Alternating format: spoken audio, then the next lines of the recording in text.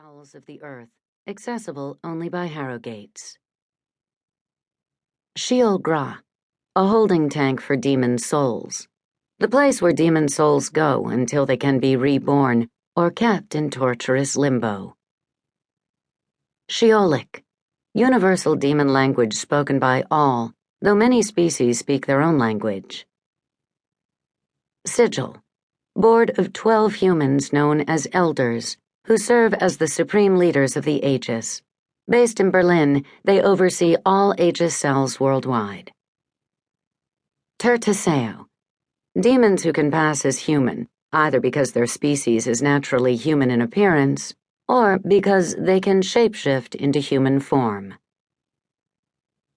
Watchers, individuals assigned to keep an eye on the 4 horsemen.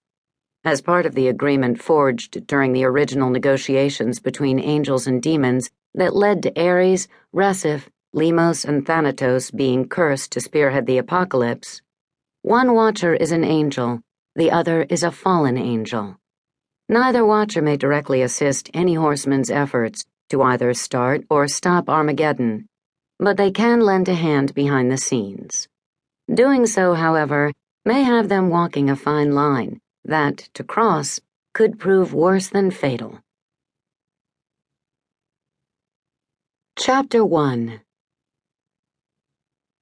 Arik Wagner had to hand it to the 4 horsemen of the apocalypse. They threw one hell of a party. Well, 3 of them did anyway. The 4th, whose name had been Resif before his seal broke and he became known as Pestilence, had been lying low since his defeat at the hands of his siblings, Ares, Limos, and Thanatos, a month earlier. The asshole and his demon army was no doubt regrouping, but for now, everyone was breathing a sigh of relief. Hence the celebration, which was part celebration for the victory, and part engagement party for Ares and his fiance Kara.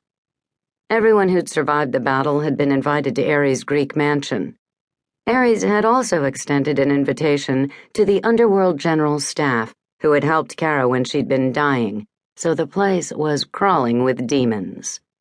There were even a couple of angels roaming around.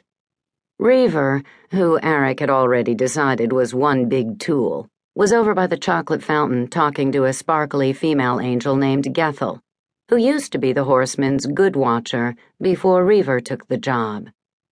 The horseman also had an evil watcher named Harvester, but she hadn't been invited. Something about her being a world-class bitch who might eat the guests. Thanatos, the 4th horseman, bumped into Arik as he dove for a football someone had tossed from across the huge great room. "Watch it, dickhead," Arik muttered. "What's the matter, human?" Thanatos punched him in the shoulder with the ball, hard enough to make Arik stumble backward. "Ping-pong more your speed?" Arik shot Kynan Morgan, an old army buddy who was now one of the bigwigs in charge of the Aegis, an ancient demon-slaying organization, a "you ready to go or what" look, and Kai, who was deep in conversation with Ares, held up his finger. He and Arik had intended to stay no more than 10 minutes, since Kai wanted to get home to his wife, Jem, and their new baby. That was more than fine with Arik. If Arik spent another minute inside with these supernatural, superior asshats, he was going to slit his own throat. Also, if Limos, the drop-dead gorgeous female horseman, caught him leering at her one more time, she'd likely slit his throat for him. She might appear to be the definition of a sorority party girl, but under the skirts, nail polish, and flowers in her hair, she was every bit as dangerous as her brothers. No one seemed to be paying any attention to him, so he strolled out of the house and into the cool November night air. He'd always liked Greece, had visited a couple of times on military assignments. The food was good, the weather perfect, and the people weren't assholes to Americans.